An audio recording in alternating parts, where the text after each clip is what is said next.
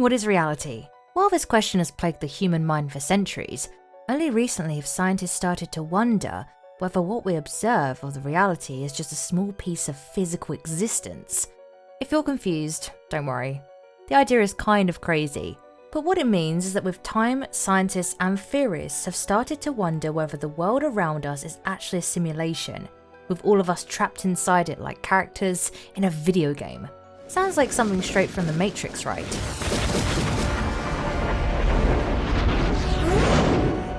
But don't be fooled, because it might just be true. So are we really living in a computer simulation with all of our thoughts and actions controlled by someone else? Let's find out. Are you interested in the strange and the unknown? Subscribe to Fact Monkey and ring the bell for more mind-blowing content. Before we come to the idea of reality being a simulation, let's talk about what reality actually is. From a scientific point of view, reality is anything that we can touch, smell, taste, feel and hear. But if perception is reality, what happens when technology starts manipulating our senses? This is exactly what the simulation theory says. The fact that reality might just be an ultra high-tech simulation where we all live and behave like The Sims. This theory has been backed up by leading scientists from Oxford and MIT who have given rise to the idea of a simulation theory in a paper titled "Are You Living in a Computer Simulation?"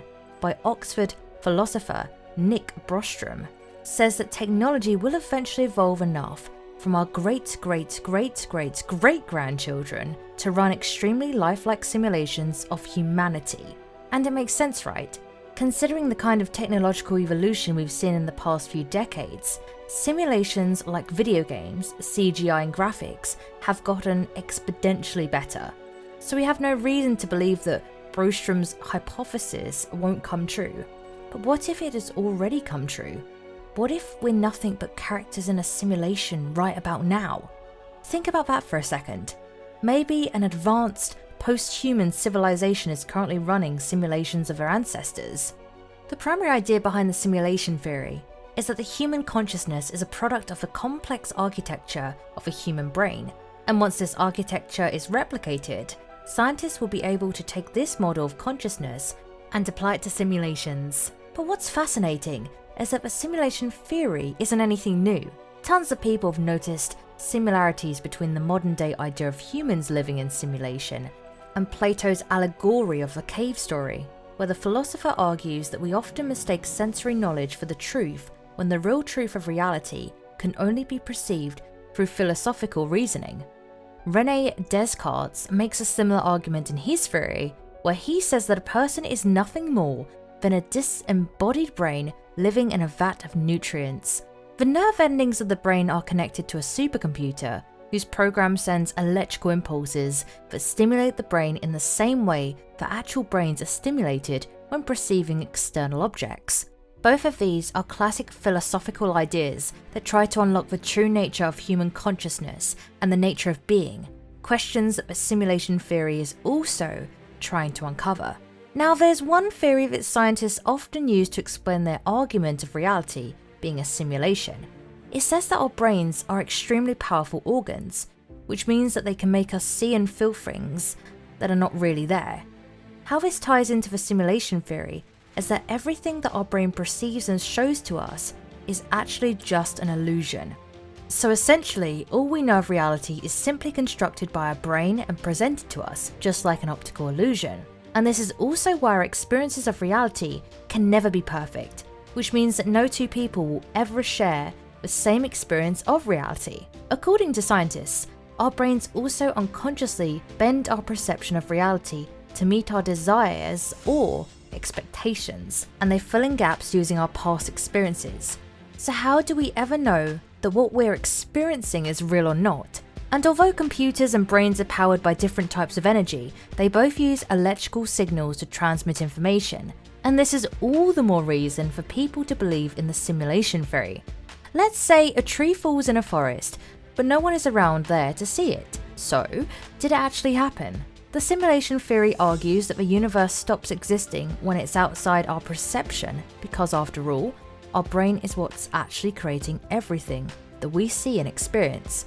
So when we're not seeing and experiencing something, it ceases to exist. Pretty fascinating, right? But the simulation theory isn't just all talk because it's actually backed by some pretty legitimate scientific research. In fact, quantum physicists tend to believe that just because we perceive the world as real and material doesn't mean it really is. According to renowned physicist John Wheeler, who worked with Albert Einstein decades ago, physics has evolved from the premise that everything is a particle to everything is information. He also coined a phrase that's well known in scientific circles, it from bit, meaning everything is based on information, and according to modern scientists, this bit may, in fact, just be a qubit, a quantum computing bit. And if you need more evidence, theoretical theorist David Bohm has concluded that reality is what we take to be true, which means that reality is different for everyone. So how do we come to the conclusion that we all experience a singular reality? This is also what Schrödinger's cat is all about. If some process determined by quantum mechanics like radioactive decay was in charge of whether a cat in a closed box was alive or dead, then our present understanding of physics implies the cat is both alive and dead simultaneously until we open the box to take a look, which means that as simulations, we're both real and not real at the same time. And with artificial intelligence and virtual reality taking the world by storm, the idea of manipulated and juxtaposed realities doesn't seem that far-fetched. Once we achieve a greater understanding of human consciousness and how it works, scientists believe that we'll be able to produce what can be called conscious AI, which can trick the human mind into thinking that we're experiencing reality while we're really inside a simulation. That is, if it isn't happening already. Not just scientists and philosophers, but tech entrepreneurs like Elon Musk has also gone on the record to express their confidence in the simulation theory. Musk actually believes that the chances of us not being in a simulation are 1 in a billion. According to Musk, 40 years ago, we had Pong, 2 rectangles and a dot. This is what games were. Now, 40 years later, we have photorealistic 3D simulations with millions of people playing simultaneously, and it's getting better every year. And soon we'll have virtual reality, augmented reality. If you assume any rate of improvement at all, the games will become indistinguishable from reality. Physicists have also proposed experiments that might provide us with some evidence as to whether or not we're trapped in some kind of computer game. For example, scientists have started to wonder if the world is inherently smooth, or if, at the smallest scales, it might be made up of discrete chunks, a bit like the pixels in a digital image. And if we can somehow prove that the world is in fact pixelated, that could be all the evidence we need to know that it's been created artificially. Now, I know this sounds like an episode of Black Mirror, but a team of American and German physicists have actually agreed that careful measurements of cosmic rays could provide an answer. So at this point, anything can be possible. While there's still no concrete proof of a simulation theory being real, there's tons of research to support the fact that reality like simulations are definitely not unachievable, especially with the way modern technology is progressing. While we might not have the means to pull it off yet, there are no conceptual barriers to the idea of replicating reality using computers. And once we create brain simulations sufficiently detailed and accurate, experts believe that it definitely is possible that those simulations would generate conscious experiences. But will we ever learn whether or not we're in a simulation? According to Brostrom, there might be a chance that one of us stumbles upon some glitch in the system and unravels it completely. Or maybe one day, we'll wake up to a notification window in front of us saying that we've reached the end of a simulation. Till then, all we can do is play the game.